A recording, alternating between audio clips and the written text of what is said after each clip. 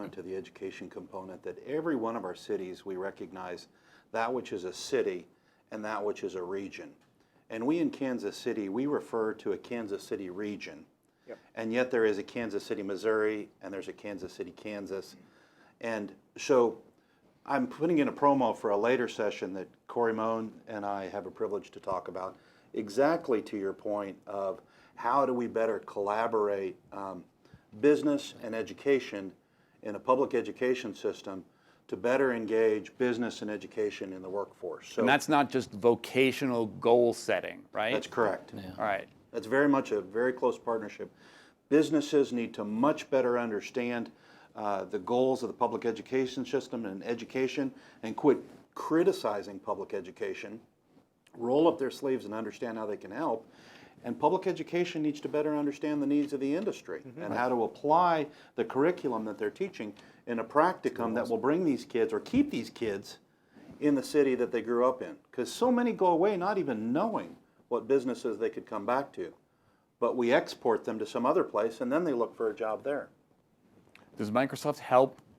I noticed that you're not a nonprofit. No, but we absolutely do. I mean, we actually donate our Office 365 to over 3 million students in the United States, but we have a litany of programs relative to addressing STEM education.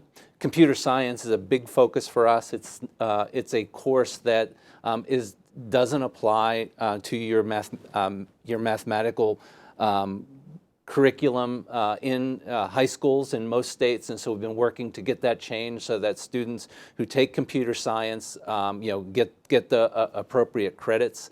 We're doing work from a vocational perspective, both with HUD as well as the Department of Defense, to educate veterans who are coming out of service and give them the skills they need. But I agree with Clint, it's also connecting industry to the schools on sort of what are the skills necessary and how do we apply sort of those meaningful real world skills and get students interested in engineering and the sciences. It's 2016 and we're about to break.